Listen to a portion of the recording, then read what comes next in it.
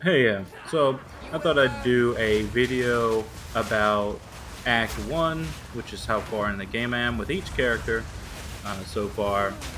And just of my general thoughts as a new player, my experience with the game so far.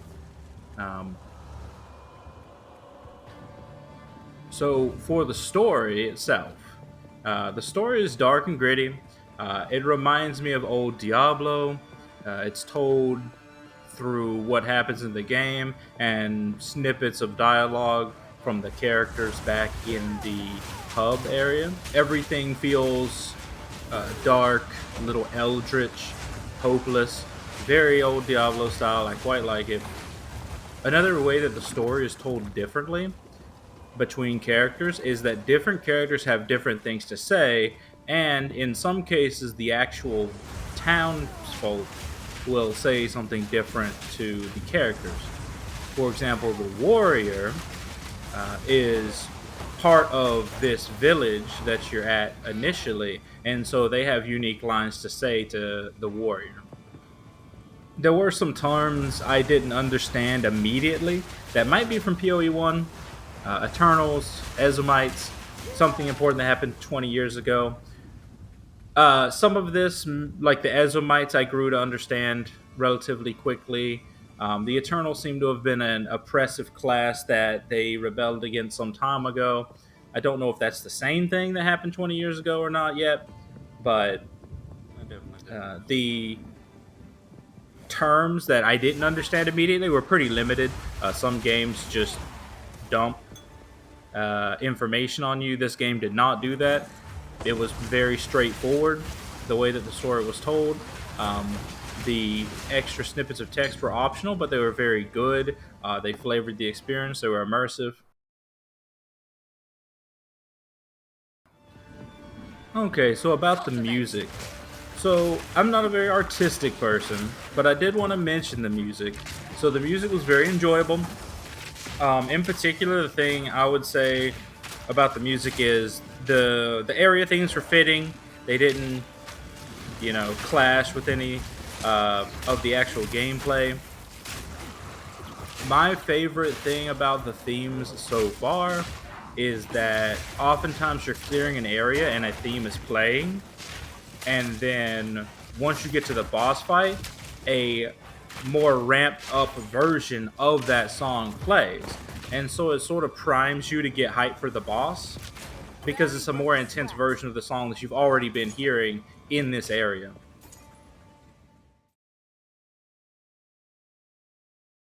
For the areas themselves, I think the maps are a bit big. I had to backtrack a decent amount throughout playing through the different characters. Originally, I was going to say maybe 15 to 30% smaller maps would be good. I heard that they were going to be adding teleporting between checkpoints, though, and more checkpoints at entrances and exits, so that'll probably help a lot. So far, the actual areas themselves have been varied. They're different from one another. They all fit the theme, but they are unique. And the enemies within them are also varied and unique, which is very nice. I like that a lot. You can always expect to see new enemies and new interesting places. One problem I would say with the areas that might become more of an issue later is that sometimes foreground objects block my sightlines. It's not really a big deal in Act 1, but I could see it becoming a problem if it blocks puddles, or if it blocks a projectile, or if it blocks enemies. One notable area that stuck out to me was Freythorn. The enemies are really fast, and they're definitely a little bit harder to deal with during rituals because you need to deal with them just sprinting at you and also spawning in all around you at the same time. With the dodge roll changes that happened recently, as of this video, it's not that big of a deal, but it is jarring compared to the game up to that point. The hunting grounds was the only comparably fast place, I feel, but it wasn't. You don't get surrounded as much in that place because it's big and open. Another thing about Freythorn enemies, the mage that summons the purple pods. I mean, you've got narrow corridors with enemies that get to you very quickly, and these purple pods cover a large area within this narrow corridor, and they also do a lot of damage.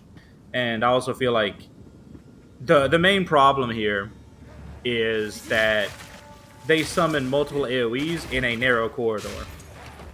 So if there are other enemies that do similar things like that, it could become an issue.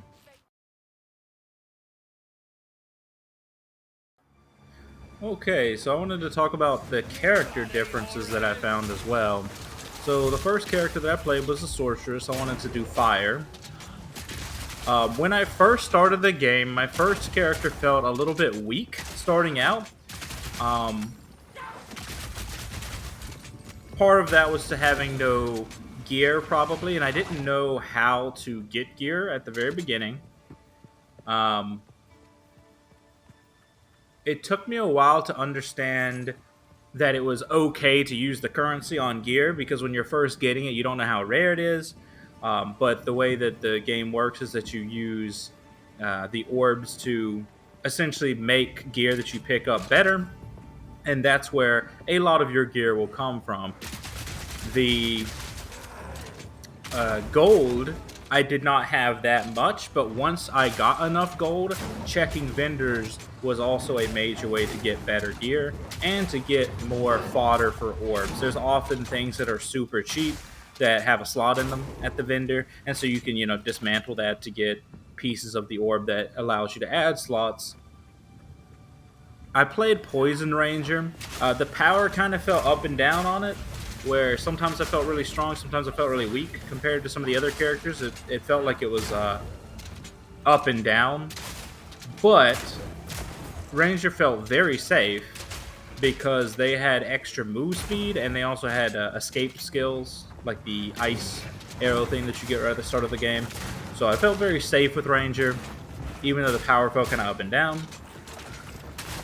Mercenary was very fun. You kind of dart in and out of groups. Even though you're ranged, a lot of his stuff benefits from being up close and personal, which led to a fun playstyle of just darting in and out.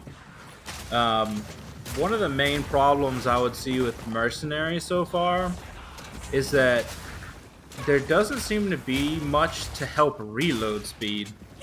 It's a mechanic that's unique to Mercenary, but I don't see a way to improve it, and I feel like that's the main thing that holds Mercenary back for me right now. Maybe if attack speed affected it, or maybe if there was reload speed somehow that you could get, that would be nice. It's not going to stop me from playing the class because it's still, it's still fun, and maybe Mercenary will end up doing more damage to kind of account for the fact that it has the reload speed mechanic. I wouldn't know yet. We'll find out. So Witch was interesting because there's a lot of options on how you want to play right off the bat. For the tree itself, there's self and minion damage, and self and minion defenses, including the clusters of skills. So you can focus more on Witch's damage. They do chaos damage, but then you could also do like a physical magic build with the bones. You can do a summoner type thing, or you can mix and match. And it really felt like with Witch, you could make a lot of different combinations that would be good and probably maximize a lot of different aspects of her kit so far. It was interesting. So after that, after those characters, I played Monk, which was the first melee that I played. Monk had some good options for being out of reach, but it definitely still felt harder to play melee than it was to play ranged. My Monk killed bosses pretty fast, but it also died very easily if I messed up compared to the other characters. Warrior was probably even harder than Monk, though on my Warrior I built pretty much all defense and just slammed into things as a tanky slab of meat. It was really fun being that way, though. Being super tanky, regenerating my health really fast. That was very fun to go up against bosses and dangerous enemies and just tank their damage and just bonk them in the face with a hammer. Uh, but the damage on Warrior that way was kind of bad. It took forever to kill bosses. I actually did Act 1 a second time with another Warrior for another video that I'm thinking about doing. And on that one, I went full damage. So on my first Warrior, I went full defenses. On my second Warrior, I went full damage. I actually felt like I was killing the enemies around the same speed, but the bosses were much faster. Another difference is when I was playing my tanky Warrior, I didn't need to use health flasks. Like, I was so strong and my health was coming back so fast, I didn't even need to use health flasks. And that felt great in its own way. If you want the class fantasy of being super bulky, Warrior, in my opinion, definitely fulfills that. Okay, I wanted to go over some general pros and cons with the game so far. So, the pause function, I really like the pause function. The way that it works in the game is really nice. There's been several times where I needed to get up to do something, and you don't have to portal to town and then get up. You can just hit escape, and you're good. And I really like that. I think it's very good. The only thing I could maybe think to add to it is it would be kind of nice if when you're paused, you could mouse over statuses and debuffs so you can read them. For example, the Freythorn boss has these debuffs where you have to either keep moving or else you'll get imprisoned, or stop moving or you'll get imprisoned. But right now, the only way to see that is to get afflicted with it, and then, you mouse over it during the boss fight. And read it during the boss fight, which I feel like is a lot. I mentioned crafting a little bit before. Orbs and upgrades are pretty fun. I actually like the system for getting better gear a lot so far. Most gear, it feels like I get from actually just making it, like with the orbs. But even the white rarity items that drop can be important because of that system. So gear drops are a little bit less exciting for getting something that's already good, like boss drops that are just already really good. But more and most loot drops are more relevant because even a lower rarity drop could become good.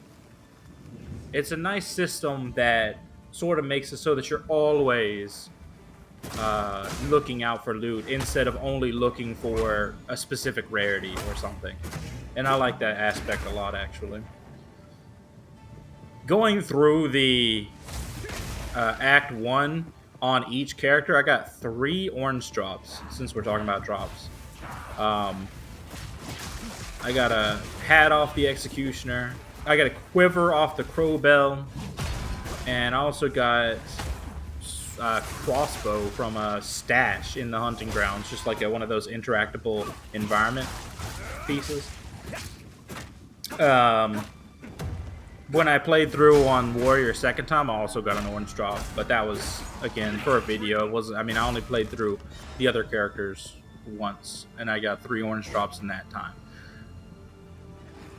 So one thing that I had trouble with at first was I didn't know what all the elements and statuses did. So, like, it would say for my first character, oh, this ignites an enemy, and I was like, what does that do?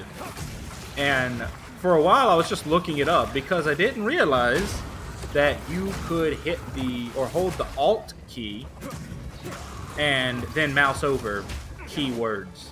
Like, it's always there beside anything you mouse over that you could hold Alt or Shift. But somehow I still missed it, and it seems like a common issue. I don't know if there's a way to point that feature out more readily. But if so, then that's great. Otherwise, I still quite like that functionality, being able to just mouse over stuff. There's a few things that maybe they could add. For example, I wasn't sure if crossbows were considered two-handed weapons exactly at first, because you can't really, when you're in the skill tree, you can't really mouse over two-handed weapons. I don't think that has like an information thing at this time. So I wasn't 100% sure, but if you hold shift, it said that crossbow did more damage. So I said, okay, it probably counts. And also, they have a melee modifier for melee weapons. So yeah, I'm pretty sure it counts. In terms of items, I was still getting new types of items, multiple characters in the Act 1. Like, it's only Act 1. It's still the early part of the game. But I was getting, like, fragments of orbs of, like, ice and fire. And I was getting, like, chance orb fragments and all kinds of different things. Even, like, several characters into Act 1, I was getting new types of currencies, which is cool. That's promising. It's interesting for the future. When I'm going back through Act 1, there were some random elements that kind of kept it fresh, such as these enemies that are trapped in bones or ice or something like that, and they drop specific pieces of orbs, and that was really fun. It's basically like a little mini boss that's very dangerous, but they drop you good currency. That was fun. So one thing that I thought was really cool as an attention to detail type thing was in the crops in the farmland of the village. For sorceress, I could actually use firewall and it would burn the crops. It wouldn't like set the whole field on fire, but if you pay attention, it actually does burn the crops down. I couldn't get that to work on any other character, but that one was really the only fire character I had anyway. But that attention to detail is quite good. Any kind of stuff like that is always good to see in games because good gameplay will get people into games, but attention to detail will endear people to games. That's what keeps people saying years later, oh, remember how you could do this in that game? Man, that game was great. And so you kind of want both. But I'm just saying, I like to see that kind of stuff in games. If one little thing is good, a lot of things are probably good. I got a weapon that had chain chance on it on my ranger, I believe, and that seemed to affect my skills as well, which was cool. This is just a little side note. Nothing crazy I got to say about this one, but I just thought it was fun that that could work that way. Okay, so the difficulty of the bosses themselves is pretty fun, and it ramps up slowly. Playing the same act over and over again, you can kind of see it a little bit better. But yeah, the difficulty of the bosses kind of starts low, ramps up a bit. The Devourers, their big attack, where they throw up, still feels kind of hard to dodge. But if you're close to them and you kind of dodge past them, it's fine. But other than that, I feel like the difficulty just ramps up slowly, and it's a nice, it's nicely balanced. I mentioned before that different characters have voice lines. The bosses also speak differently to the different characters as well. And certain classes have specific lines for the bosses, and that's really cool. I like that a lot. I almost always die in this game due to a skill issue. There's only rare cases where things feel unfair so far. Some things are better dodged just by moving, and some you want to dodge roll. For example, the Act 1 boss, when he does his Solstice of Ice attack, that thing where the little ice lasers come down from the sky, you can kind of just move, right, left to dodge it. Like, you just move to the right, wait, move to the left, wait, move to the right, wait. You can do something like that to simply dodge it. But then some things require dodge roll, such as when he jumps in the air and puts a circle around, like, on the ground. I felt like that needed dodge roll on most of my characters. Maybe Ranger with their move speed can walk out of it. Or if you just react faster. So, the camera is sometimes limiting. That is to say, sometimes on some characters, I lose sight of the bosses because I feel like the camera, maybe it could be more zoomed out, or maybe it can follow the boss a little bit or something, but basically I lose track of the bosses sometimes. I feel like this might be a problem in the future when the bosses get harder. Because some of the bosses teleport, and they would teleport off screen and then shoot projectiles at me. And I'm a little worried about that in the future. So on very rare occasion, it seems like some boss abilities make other boss abilities impossible. So we're going back to that Freythorn boss again. A lot of comments on that guy, I guess. But he has a debuff where you're not supposed to move or else you get imprisoned. But sometimes he'll do that and then I need to stop moving, but also he uses this like giant ball attack that you need to dodge. And so sometimes these things just combine into like this impossible combination. Sometimes the monsters push me around. I don't know if it's going to become a problem, but some of the encounters, they rush at me and they just keep pushing me for like a good distance. I don't know if that's going to become a problem later, but I'm just pointing out that it happened a few times. So the weapon skill points, I got them, but they seemed a bit confusing, or maybe they're bugged. But I got 2 skill points that were normal, and I got 2 weapon skill points. And when I used the first weapon slot skill points, it used up my skill points. And then I tried to go down a different path with the other 2 skill points, but then I couldn't do it without having more normal skill points. And I don't know, maybe it was bugged when I was trying it, or maybe I just don't understand it, but the weapon skill points are a bit confusing. I'm pretty sure what's supposed to happen is that essentially you have 2 skill points for one weapon set and 2 skill points for the other, and you can use 2 wherever you want, and then also use the other 2 wherever you want, as long as you specify that before you put in the skill points. But it didn't work for me, so either I'm dumb or maybe it was bugged. Okay, so a big one. On-death effects always suck. I hate on-death effects.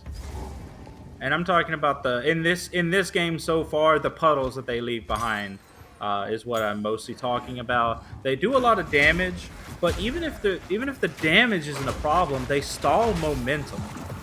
Now people say this game's slower than the first game. But no matter what speed I'm going, once those puddles start dropping, it becomes 0. And then I gotta wait like 5 seconds for them to go away. That's not fun. And I would say the on-death effects in general aren't fun. On-death puddles or explosions or whatever, I just don't think that they are very fun. I would rather them just not be there. If they had to have some kind of on-death effect, maybe something that does not impede the player. So, on-death effects maybe they give buffs to nearby enemies. Like, oh, when something dies, 2 seconds later it does like a war cry effect where, it pluses 5% to the attributes of some enemies around it or something. Something like that, where it doesn't impede the player. Maybe it might make the player have to, dance around a bit, but that's it. Either way, I don't like the puddles. I don't like on-death explosions. I don't like that kind of stuff. And not only does it stall the momentum of the game, but it might make it harder to see, or it might limit the arena that you can actually fight in later on. Like if you're in a narrow corridor and puddles start dropping, now you've got even less space. So I just foresee it potentially becoming a problem. Other than that, there are certain rare mob modifiers that seem to be much harder for melee than anybody else. There are these occasionally makes element explosion things, and on my ranged characters, I basically ignored that. But on my melee characters, these explosions tend to happen like right next to the rare mobs. So it was a lot more of a problem on those characters than it was on ranged characters that I had. Anyway, that was just some thoughts that I had on Act 1 and in general about the game so far as a new player. Thanks for watching and have a good one.